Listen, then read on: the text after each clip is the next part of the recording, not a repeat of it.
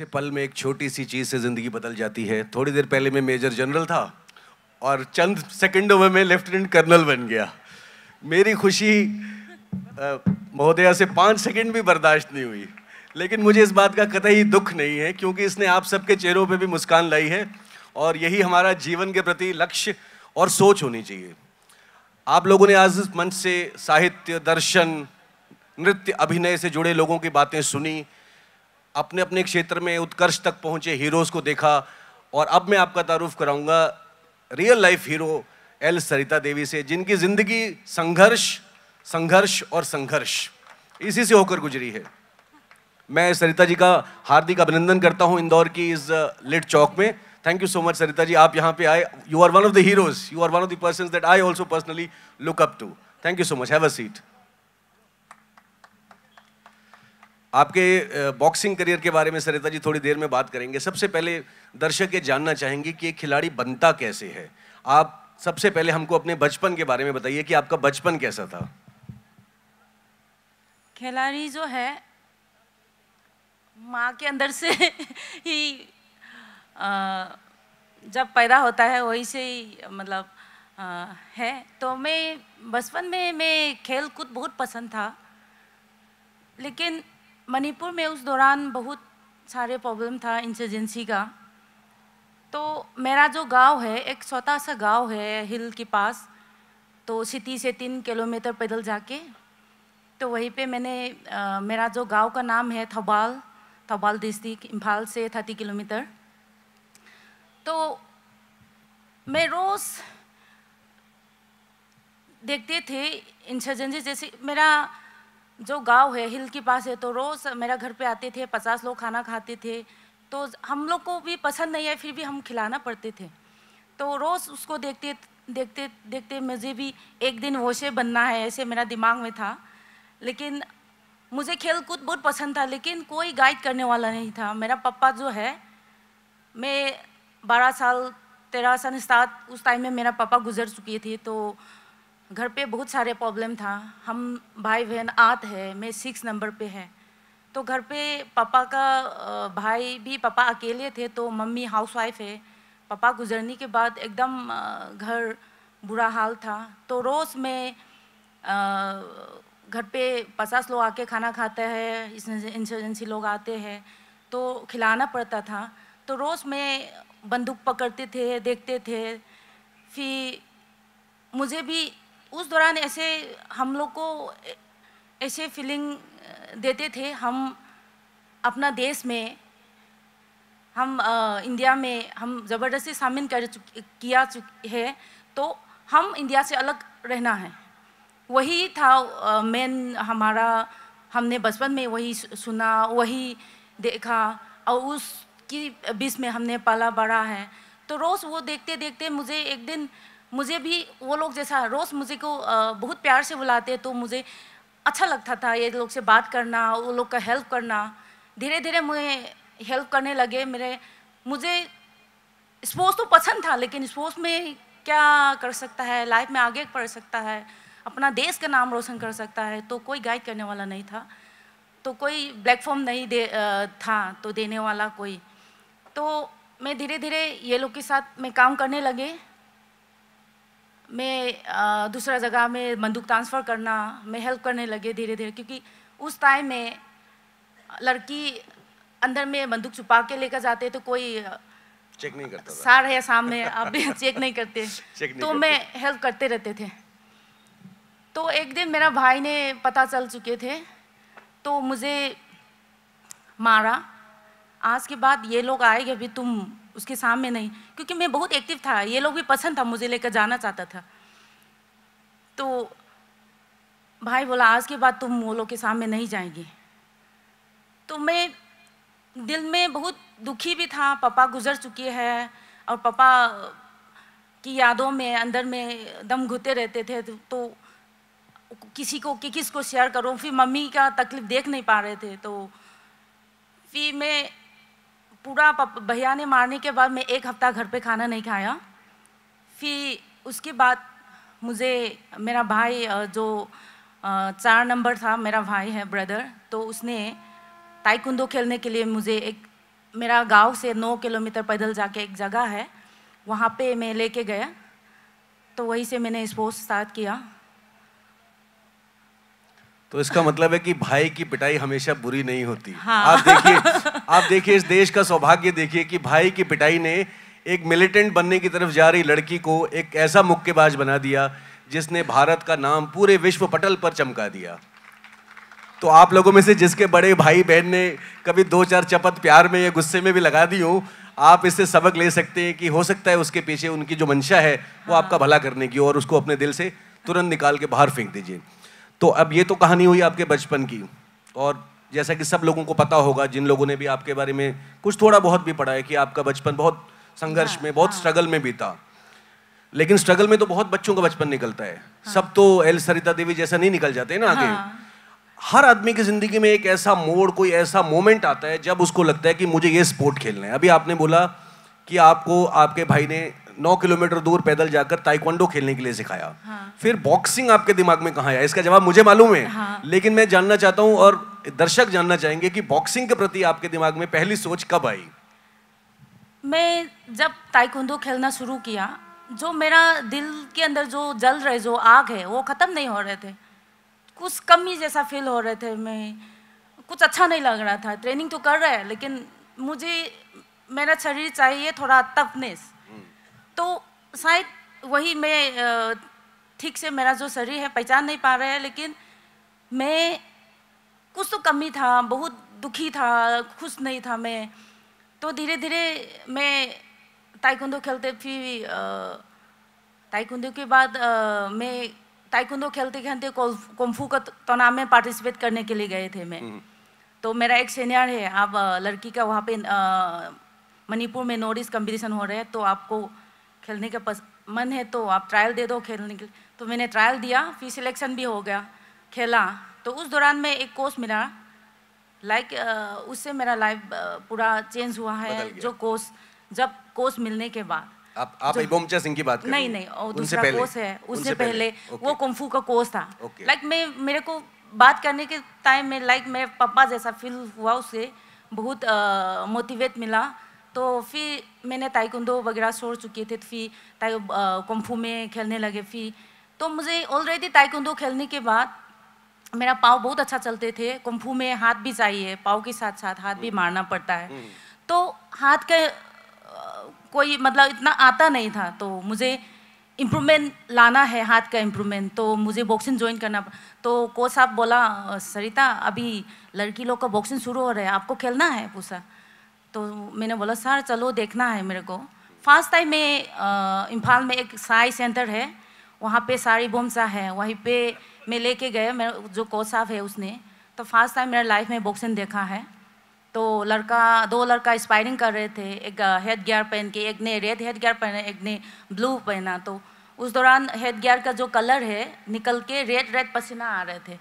तो मैंने बोला सर नहीं, बॉक्सिंग तो पसीना भी खून का कलर आता है, मुझे नहीं खेलना है। तो हमारा जो कोच साहब है उसने कुछ नहीं बोला, हंसा। हम दोनों पैदल बहुत 2-3 किलोमीटर पैदल आए होते करते करते। तो फिर एक हफ्ते के बाद मुझे हाथ को इम्प्रूव करना है, तो मुझे बॉक्सिंग ज्वाइन करना पड़ेगा। तो मैं भी गया साई में, दोबारा बॉक्सिंग ज्वाइन किया।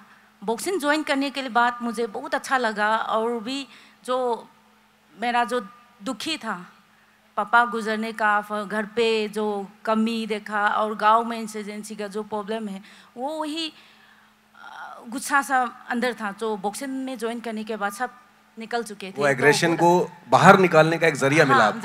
जरिया बना। और तो मैं फर्स्ट टाइम नेशनल खेला 2001 में। तो पहली बार नेशनल खेला, नेशनल में मुझे गोल्ड मिला। उस दौरान भी एक स्पोर्ट्स खेल तो रहा है, लेकिन क्या है स्पोर्ट्स में क्या कर सकता है, अपना देश का नाम रोशन करता है, ये मुझे पता नहीं था। तो उसी साल में मुझे इंटरनेशनल के लिए मुझे सिलेक्ट हो चुके थे, इंडिया टीम का रिप्रेजेंट करने के लिए। क्या पूरा जो मेरा लाइफ जो है, पहले क्या होता था, मैं इंसर्जेंसी लोग के साथ रह के रोज, हाँ हम इंडिया के अगेंस्ट फाइट करना है, इंडिया के अगेंस्ट, वही है। फिर मैं स्पोर्ट्स में आने के बाद मेरा लाइफ जो है अपने देश के लिए खेलना है।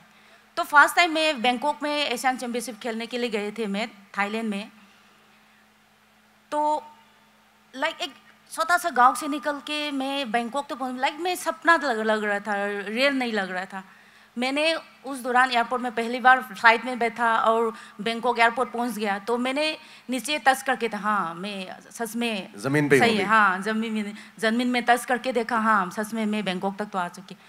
तो उस दौरान भी इतना मुझे पता नहीं था देश का प्यार क्या होता है, बाहर जाके देश का जो सम्मान है, इज्जत है, वो क्या होता है मुझे मालूम नहीं था। लेकिन जस्ट खेलना है, स्पोर्ट्स है, खेल रहे इतना। तो मैं फाइनल तक पहुंच गई। मैं फाइनल में चाइना के साथ में हार गया 2 पॉइंट से। तो फिर हम जब मेडल सेरेमनी के लिए बुलाते हैं पोडियम में, तो फर्स्ट टाइम मैंने फील किया जब इंटरनेशनल में जो स्पोर्ट्स खिलाड़ी है, जो गोल्ड मिलता है तो नेशनल एंथम होता है। मुझे पता नहीं था नेशनल एंथम होता है, इतना देश का सम्मान मिलता है, खुद प्राउड फील होता है, वो चीज़ें मालूम नहीं था। तो फर्स्ट टाइम मैंने चाइना का जो नेशनल एंथम पोडियम में खड़ा होके, मैं सेकेंड में खड़ा है और फर्स्ट में चाइना है, तो नेशनल एंथम पूरा जितने भी लोग गैलरी में बैठा है खड़ा होके रेस्पेक्ट कर रहे हैं, रेस्पेक्ट दे रहे हैं नेशनल चाइना का जो नेशनल एंथम जब लगा रहे थे। तो उस दौरान में मेरा दिमाग में एक लाइक करंट जैसा एक फील हुआ मेरे दिल में, हाँ मुझे भी एक दिन अपना देश के लिए नेशनल एंथम यही सबको रेस्पेक्ट कराना है। तो वही सोच लेके मैंने घर इंडिया में वापस आई, क्योंकि पहले क्या होता था हम इंडिया के अगेंस्ट फाइट कर रहे हैं, क्योंकि मैं स्वतः से इंसर्जेंसी के बीच में पल्ला पड़ा है, रोज़ वही देखती हूँ, रोज़ वही फाइटिंग, तो वही था। लेकिन जब हमने अपने देश की रिप्रेजेंट करके जब बाहर में खेलने जाते हैं, तो उसका जो देश का जो रेस्पेक्ट है, देश का जो सम्मान है, हम वो महसूस किया। तो उसके बाद मैंने आगे भी फिर बहुत मेहनत किया। और जो लोग जानते नहीं हैं उनके लिए मैं बता दूं कि एशियन लेवल पे इंडिया की तरफ से सबसे सक्सेसफुल बॉक्सर आपके हिसाब से कौन होगा? आपके हिसाब से आपको क्या लगता है, आप लोगों ने किस बॉक्सर का नाम इंडिया में सबसे ज्यादा सुना है? आपने बिल्कुल सही पकड़ा है। आप लोग सोचते होंगे कि किसी और बॉक्सर के नाम पे रिकॉर्ड होगा। सरिता इंडिया की सबसे सक्सेसफुल बॉक्सर है एशियन लेवल पे। 8 मेडल जीते हैं, जिसमें से 5 गोल्ड, 1 सिल्वर और 2 ब्रोंज। और उससे भी बड़ी बात यह है कि सरिता ने 5 गोल्ड मेडल अलग अलग वेट कैटेगरीज में जीते हैं। आप लोगों को अगर जानकारी नहीं हो तो बॉक्सिंग में स्कोरिंग और वेट कैटेगरीज का सिस्टम बहुत कॉम्प्लेक्स है। इंटरनेशनल ओलंपिक एसोसिएशन की अलग वेट कैटेगरीज होती हैं, एमेच्योर बॉक्सिंग एसोसिएशन की अलग वेट कैटेगरीज होती हैं।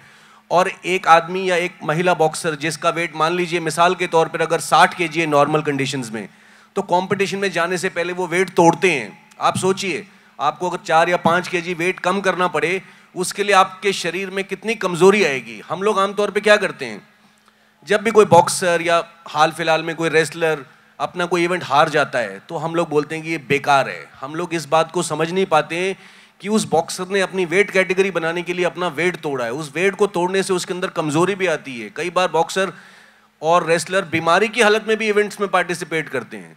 तो 5 अलग अलग इवेंट्स में over a period of time, 2001 से शुरू करके 2019 में आपने लास्ट मेडल जीता है ना।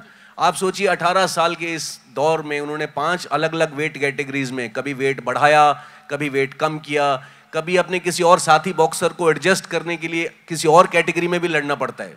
कई बार ऐसा भी होता है कि एक ही कैटेगरी में 2 बॉक्सर अच्छे हैं और बॉक्सिंग एसोसिएशन चाहती है कि दोनों खेलें, तो उस समय एक बॉक्सर को कॉम्प्रोमाइज करना पड़ता है। जो उसकी फेवरेट वेट कैटेगरी है उस कैटेगरी को छोड़ के या तो ऊपर वाले वेट में या नीचे वाले वेट में खेलना पड़ता है।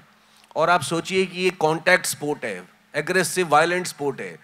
इसमें किसी दूसरे बॉक्सर का वेट 1 या 2 kg भी आपसे ज़्यादा है तो उसके पंच में भी ताकत आपसे उतनी ही ज़्यादा होगी। लेकिन अपने आप को परिस्थितियों के अनुसार ढालकर अपने वेट को कम या ज़्यादा करके 5 वेट कैटेगरीज में over a period of 18 years medal लाना इज़ एक्चुअली कमेंडेबल। और मैं चाहूँगा आप सब एक बार फिर से ज़ोरदार तालियां बजा करके इस बात का अभिनंदन करें। आपने जब सरिता बॉक्सिंग में कदम रखा, हमने वो कहानी आपकी सुन ली कि आप दिल में आपके बहुत गुस्सा था और आपको एक जरिया चाहिए था उस गुस्से को बाहर निकालने का। वो जरिया आपने पहले ताइक्वांडो में ढूंढा, फिर कुंग फू में ढूंढा और फॉर्चुनेटली भारत की किस्मत बहुत अच्छी है कि आपको कुंग फू से बॉक्सिंग की तरफ लाने का मौका मिला हमको।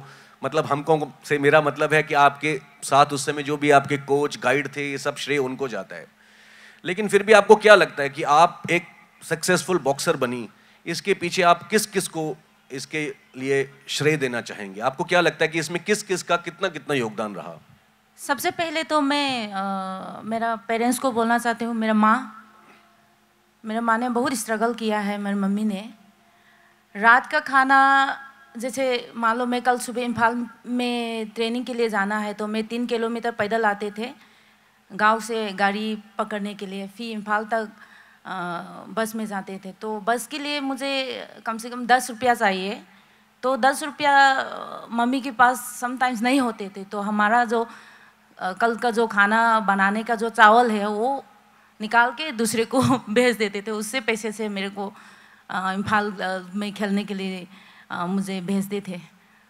तो मैं मम्मी को देना चाहती हूँ सबसे पहले। उसके बाद जो मेरा कोच जो गाइड किया है, जो कुंग-फू का कोच है, फिर उसके बाद सारी बोमचा जो है मणिपुर में बहुत फेमस है, वो नॉर्थ ईस्ट का सबसे बड़ा कोच है, तो उसको देना चाहती हूँ। और उसके बाद जितने भी मेरा दोस्त है और फ्रेंड्स है, वो लोग ने बहुत मुझे गाइड किया और बहुत सपोर्ट किया, इसलिए वो लोग को देना चाहती हूँ। की बात है, जब आप किसी फील्ड में सक्सेसफुल होना चाहते हैं तो आपके आस पड़ोस में जो इकोसिस्टम है, अगर वो आपको सपोर्ट करेगा तो उससे आपको दुगनी ताकत मिलती है। और मैं शुक्रगुजार हूँ ईश्वर का कि उन्होंने आपके चारों तरफ ऐसे लोग रखे जिन्होंने आपको हमेशा योगदान देने के लिए खेल में प्रोत्साहित किया।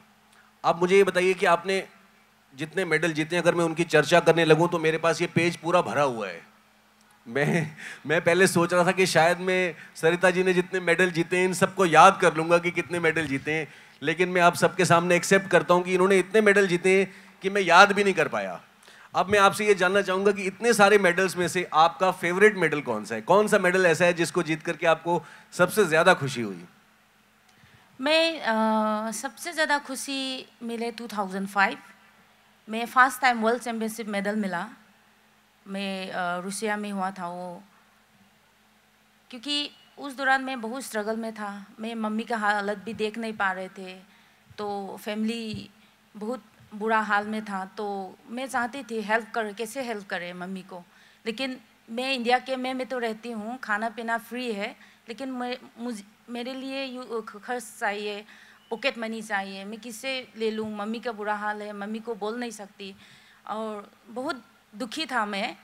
तो मैं चाहती थी उस टाइम में मैं गवर्नमेंट जॉब मंथली 3000 भी मिलेगा और स्वीपर वाला काम भी मिलेगा, तो मैं आगे कर पाऊंगी, वही मेरा दिमाग में था। ये आप 2005 की बात कर रही हैं और ये का। तब है जब 2001 में ऑलरेडी मेडल जीत चुकी थी एशियन चैंपियनशिप में बैंकॉक में। 2001 में मेडल जीत चुकी थी और 2005 तक के सफ़र में 4 साल एक प्लेयर इंटरनेशनल लेवल का, लेकिन ये सिस्टम की एपैथी बोलिए या हम लोगों का खिलाड़ियों के प्रति निराशाजनक एटीट्यूड बोलिए, आप खुद अपनी आंखों से देख रहे हैं और सुन रहे हैं सरिता की बात कि 2001 से 4 साल निकलने के बाद भी किस मेंटल स्थिति में थी। And hats off to you Sarita कि इतनी मुश्किलात से निकलने के बाद भी अपने अपना धैर्य बनाए रखा और संघर्ष करना नहीं छोड़ा, वही शायद आपको इतना आगे लेकर के गया है।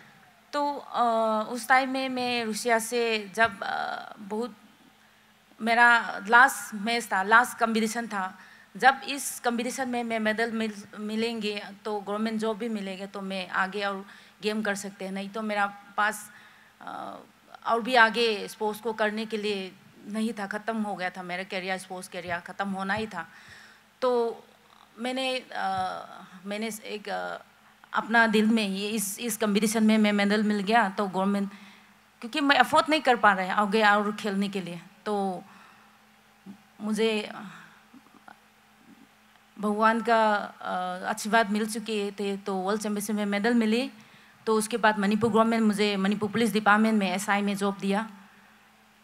तो उसके बाद मेरा जो अभी तक का जो सफ़र है, मैंने स्पोर्ट्स में आगे और भी देश के लिए नाम रोशन कर पाया है।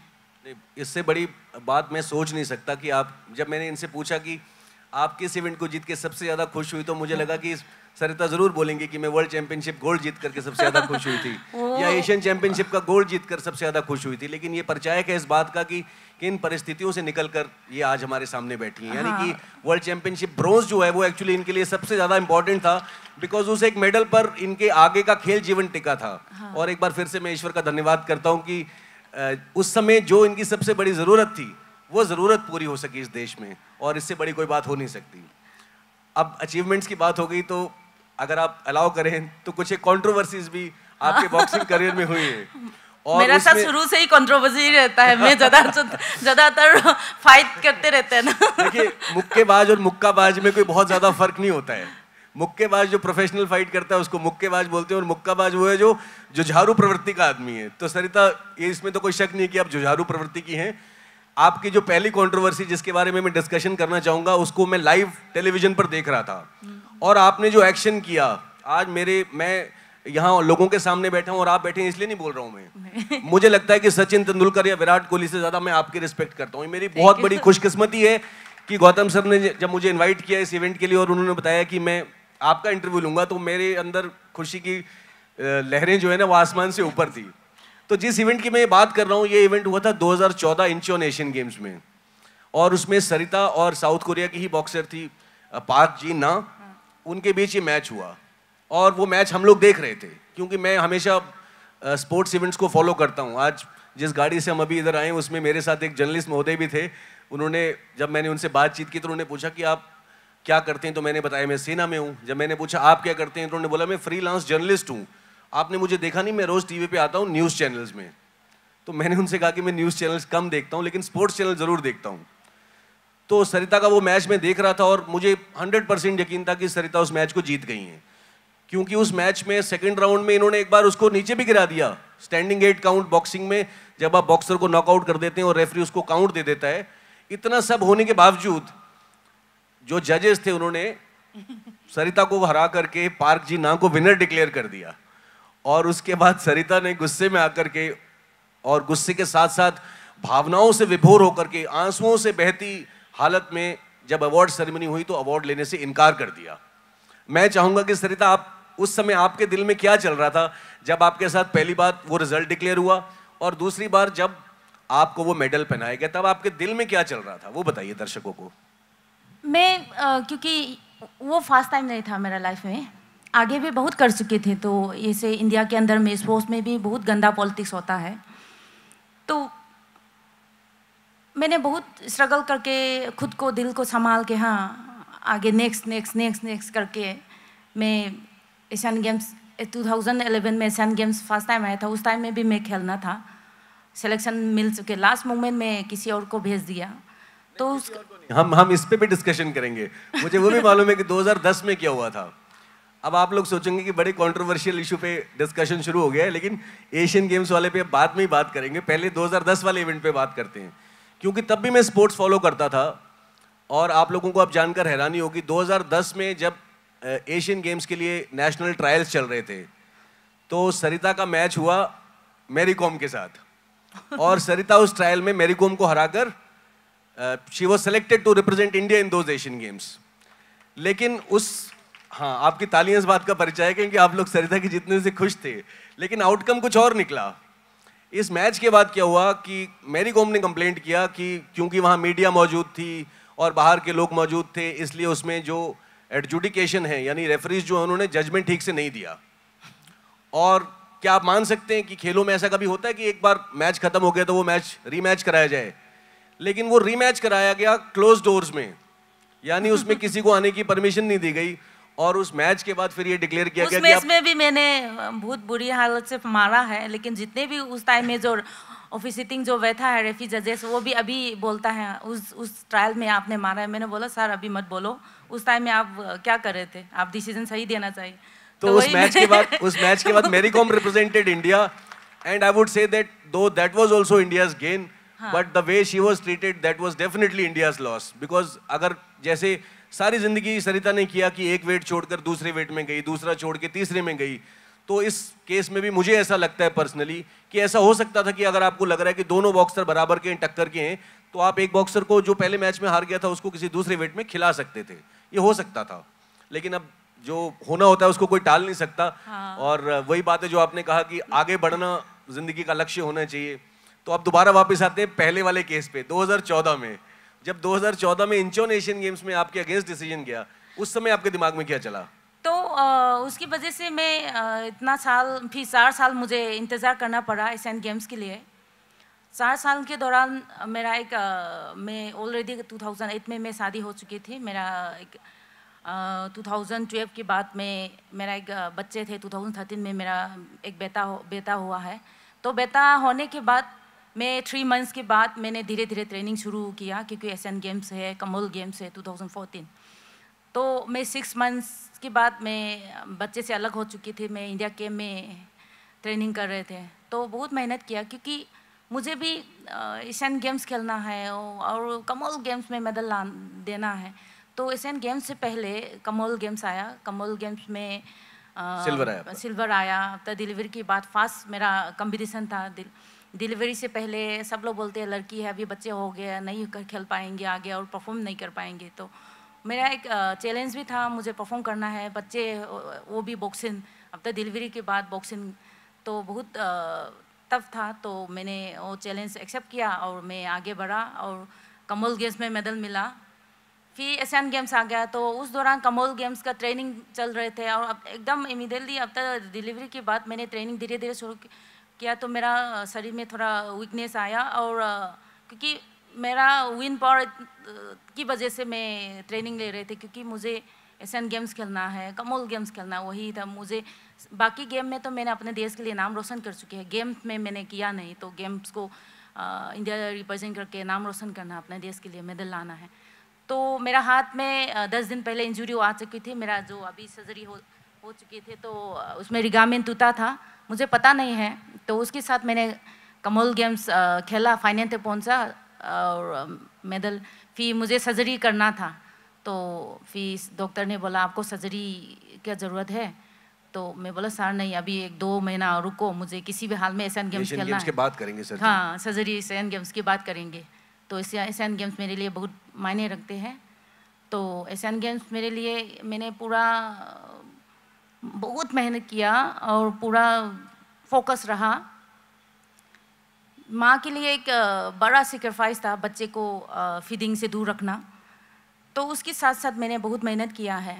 तो फिर एशियन गेम्स खेला, उसकी इतना 2014 का जो मेरा स्ट्रगल जो है बॉक्सिंग की करियर में, जो सफ़र है, गंदा पॉलिटिक्स की वजह से बहुत सफ़र करना पड़ा मुझे। तो एशियन गेम्स जब खेल रहे थे, तो उस टाइम में डिसीजन भी उल्टा आ चुके थे, तो कोरिया को फेवर कर चुके। तो बहुत दुख लगा मुझे, लेकिन फिर भी मैं मुझे अपना इंडिया का एक और है, मेरी का नेक्स्ट बाउट था, फाइनल था। तो हम दोनों एक ही रूम में था, तो उसको सपोर्ट कर रहे थे। मैं अपने देश के लिए नाम मेडल गोल्ड लेना है, फाइनल खेलना है मेरी ने, तो वही मैं सपोर्ट कर रहे थे। तो धीरे धीरे जब मेडल सेरेमनी आए, तो मेरा लाइफ में जो मैंने पहले मेरा जो स्पोर्ट्स का जो करियर है, जो देश का जो प्यार है, मैंने फील किया 2001 में, क्योंकि मैं इंसर्जेंसी में जाने वाला था, फाइटिंग इंडिया के अगेंस्ट फाइट करने है। तो फिर इंडिया का नाम रोशन करने के लिए मैं आया, नेशनल इंडिया का नाम रोशन कर रहे थे। तो वही जो स्पोर्ट्स की वजह से मेरा अंदर जो बदलाव आया है, जो देश का प्यार जो महसूस किया है, तो सेम उस दौरान मेरे को फील हो रहा था, लाइक बहुत हो चुके थे, अभी नहीं खेलना है मुझे, ये जो डिसीजन जो गलत हो रहे हैं, ये तो मुझे फाइट करना चाहिए और हाईलाइट करना किसी खिलाड़ी के साथ, जो एक खिलाड़ी एशियन गेम्स लेवल तक पहुंचने के लिए कितना मेहनत करना पड़ता है, कितना सेक्रीफाइस है,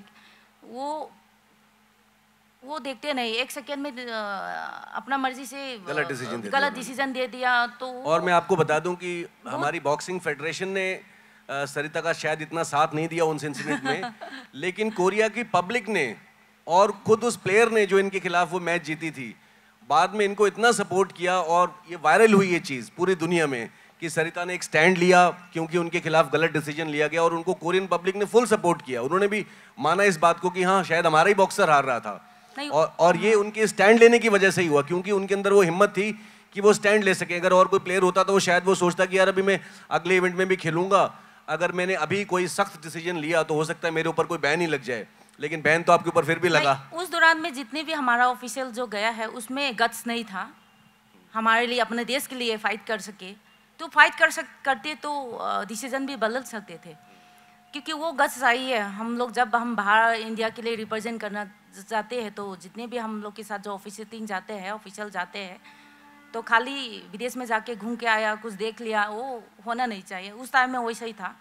तो मुझे बहुत गुस्सा आया और बहुत दुख भी था। जब मेडल सेरेमनी आए तो मैंने फ्लैग देखा तो और भी दुखी हो रहे थे मेरे अंदर। अरे हो चुके हैं, मैंने बहुत टाइम मैंने सफर कर तो चुके क्या हैं। फिर यही निराशा वही था जो वही था स्पोर्ट्स मेरा मन में। एडमिनिस्ट्रेटर्स थे उसने आपको प्रेरित किया इस तरफ कि आप अपनी एकेडमी खोलें खुद की? अगर लोग जानते नहीं हैं तो जैसा कि अभी बताया गया था कि 2012 में सरिता ने खुद की एक बॉक्सिंग एकेडमी भी खोली मणिपुर में, और आप लोगों को जानकर खुशी होगी कि पिछले नेशनल अंडर 17 जो बॉक्सिंग टूर्नामेंट हुआ उसमें उनकी एकेडमी से 5 बच्चियों ने हिस्सा लिया, जिसमें से एक ने गोल्ड, एक ने सिल्वर और 3 ने ब्रोंज, यानी 5 बच्चियां मेडल लेकर के आई। और जैसा कि अभी आपको बताया गया था, आज हम सब के बीच एक नई सरिता भी बैठी हुई है, कुंजी रानी। मैं आपसे रिक्वेस्ट करूंगा आप खड़े हो जाएं।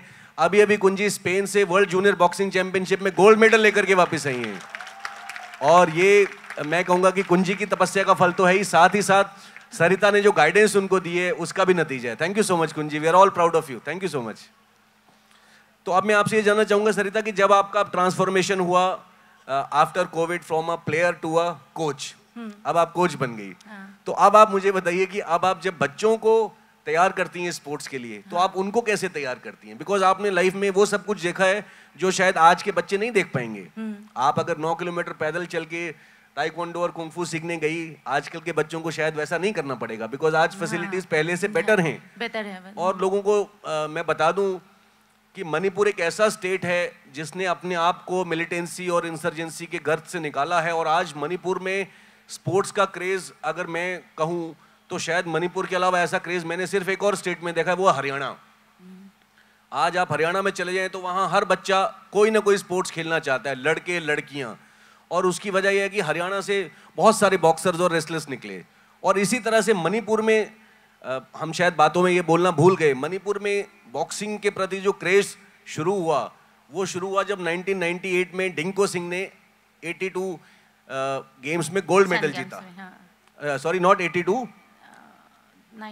82 में तो कौर सिंह जीते थे, उन्होंने 96 एशियन गेम्स में गोल्ड मेडल जीता 98 में।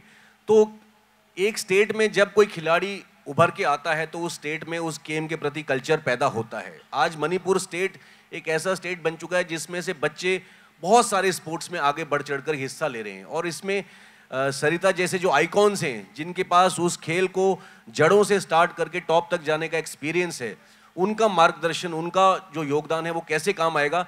आप बताइए सरिता कि जब आप अपने एक बॉक्सर को तैयार करती हैं आज, तो आप कैसे सेलेक्ट करती हैं बॉक्सर बच्चों को, और फिर उनकी ग्रूमिंग कैसे करती हैं? सबसे पहले तो मैं जो बच्चे मैं सेलेक्ट करती हूँ वो सबसे पहले उसका विन पावर देखती हूँ, उसके अंदर कितना विन पावर है, क्या कर सकता है। लेकिन एक्सरसाइज तो बाकी चीज़ें तो हम सिखा सकते हैं, बॉक्सिंग में उसको विन पावर चाहिए, लड़की हो लड़का हो, उसको एक फाइट करने का जो हिम्मत होता है ना वो चाहिए। तो वो देखती हूँ सबसे पहले मैं। उसके बाद बाकी जो बेसिक चीज़ें हैं, एक्सरसाइज हो गया, बॉक्सिंग की नॉलेज जो है मैं धीरे धीरे उसमें देती हूँ। तो वो है तो सब कुछ कर बाकी सब अपने आप हो जाएगा। तो इंदौर में भी पीछे काफ़ी बच्चे बैठे हैं, आप में से कोई बच्चा बच्ची ऐसा है जिसके अंदर जिसको लगता है कि मेरे अंदर बहुत विल पावर और मैं भी बॉक्सर बनना चाहता हूँ, तो आज आप सरिता से इस इवेंट के बाद मिल सकते हैं और वो आपको ज़रूर गाइड करेंगे कि आप उनके पास या कहीं और कैसे ट्रेनिंग शुरू कर सकते हैं बॉक्सिंग के खेल की। तो हमने सरिता के जीवन के बारे में इतना कुछ जाना, और अब मैं चाहूँगा कि अगर आप में से कोई सरिता से उनके खेल जीवन से या उनके व्यक्तिगत जीवन से संबंधित कोई भी सवाल करना चाहता है तो आप बेझिझक पूछ सकते हैं। मैडम, सबसे पहले आपके जज्बे को सलाम करता हूँ। नमस्ते। मेरी बच्ची नेशनल है लाल टेनिस में, हाँ। और आप जो कह रहे हो बिल्कुल सही है। हाँ जी। वो पुणे भी खेलने गई, इधर भी गई, जयपुर वगैरह सब दूर, और बहुत बहुत मुश्किल से आगे बढ़ी है वो। और वो तो कभी कहीं गई नहीं, तो मैं आपसे जरूर मिला था अगर आप रोकोगे तो। नेशनल 3 नेशनल 4 नेशनल खेली आई वो। हाँ, और आप जो बता रहे हो बहुत सही है। वो बहुत कोचेस से ना घूमने फिरने में लगे रहते हैं। अच्छा, आपको गवर्नमेंट सर्विस लग गई थी आपकी? हाँ, अभी है, गवर्नमेंट जॉब में है। कहाँ पे? मैं मणिपुर पुलिस में हूँ। अच्छा, वो वांगचुंग भूटिया कहाँ के हैं? वो सिक्किम के है। सिक्किम। बाईचुंग भूटिया सिक्किम की, वो तो फुटबॉल के प्लेयर हाँ, है। फुटबॉल के मालूम है ना। हाँ जी। वो लेकिन नॉर्थ ईस्ट का माहौल कैसा है? बहुत बढ़िया है। अभी तो पहले जैसे अभी मैंने बताया था, इंसर्जेंसी का जो प्रॉब्लम अभी बिल्कुल ख़त्म है।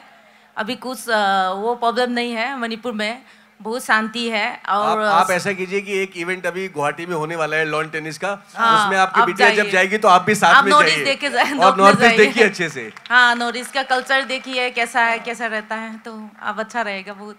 अरे हिंदी का कैसा क्या माहौल है वहाँ? हिंदी का सब हिंदी बोलते हैं। सरिता जी इतनी अच्छी हिंदी बोल रही है, और क्या आपको चाहिए बताइए। आपको कोई दिक्कत नहीं होगा लैंग्वेज का। आपको और आपकी बच्ची को बहुत बहुत शुभकामनाएं, और हम उम्मीद करते हैं कि वो भी देश का नाम रोशन करे और तरक्की करे। मैरी कॉम मैम, एक सवाल था, संजय को कहा था पूछने, बट पूछा नहीं उसने आपसे। आज I have heard that you and Mary Kom were the best of the friends in childhood. So, best of the friends, friendship turned after that incident? और नहीं, उससे पहले, क्योंकि मैं आप ऑलरेडी बोल चुकी हैं इस विषय पे, कई बार बोल चुकी हैं। एक बार और मेरी हम दोनों बहुत अच्छा फ्रेंड था स्टार्टिंग में। मेरी भी बहुत स्ट्रगल करके आया है, तो मैं उसको भी बहुत रेस्पेक्ट करती हूँ। बहुत मेहनती है लड़की है। कि क्या है, हम दोनों वो अलग अलग हुए थे, धीरे धीरे अपना इंडिया में बॉक्सिंग में नाम जो है, हम दोनों का नाम आते थे पहले, तो हम दोनों का नाम धीरे धीरे बढ़ते गए, तो उसको भी मेरे से दूर हो गया धीरे धीरे। तो मुझे पता नहीं था ये ऐसे हम दोनों एक ही वेट में आएंगे, सोचा भी नहीं था। तो उससे पहले ये 2005 में वर्ल्ड चैम्पियन बन चुके थे वो। मैं तो उस टाइम में वर्ल्ड चैम्पियन नहीं था, ब्रॉन्ज ही था। तो उस दौरान मणिपुर गवर्नमेंट ने सेम डिपार्टमेंट में हम दोनों को सेम रैंक में जॉब दिया, और उसको ज़्यादा चाहिए सब चीज़ें में, काम में और जॉब में भी। जैसे स्टेट में हम दोनों आए तो हम दोनों बराबर देते, तो बहुत दुखी होते थे।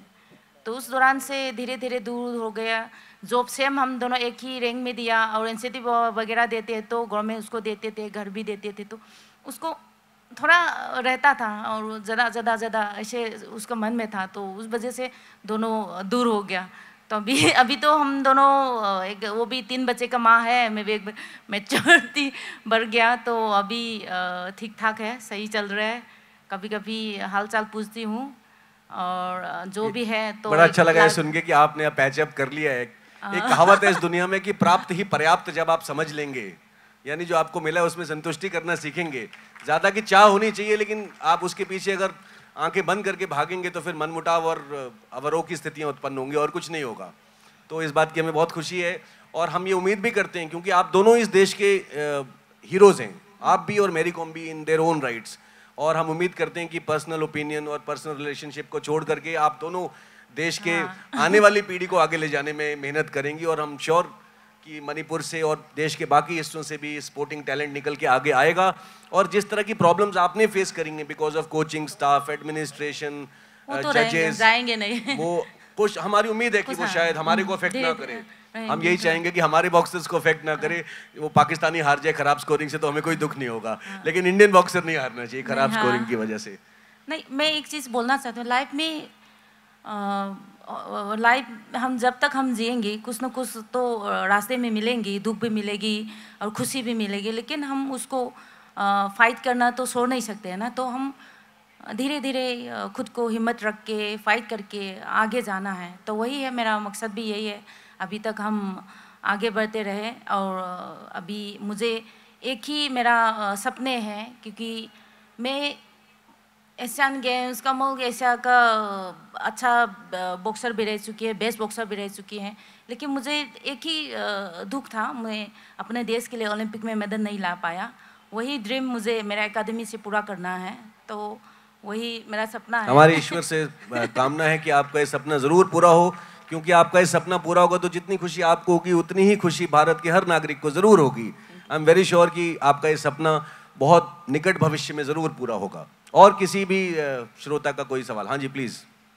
नमस्ते मैडम। नमस्ते। मैं आपके तोबल गांव के पास करीब 20-25 किलोमीटर दूर यारीपोक और एंद्रो में कमांडर था, पोस्ट कमांडर। और ये जो आप आतंकवाद या इंसर्जेंसी कम हो गया, हाँ। उसमें थोड़ा बहुत हमारा भी रोल है। हाँ, बहुत बड़ा रोल था। थोड़ा नहीं, बड़ा रोल था। कैसे ये मत पूछें। हाँ, तो मुझे पता है। तो अभी मैं एक ही चीज़ जानना चाहता हूँ, जैसे आपने बताया कि वेपन को इधर से उधर ले जाने में small girls were used. I hope it is not being used now. नहीं, अभी तो बिल्कुल नहीं है। इफ सो नहीं, अभी पूरा खत्म हो चुकी है। Okay, that is a very good news.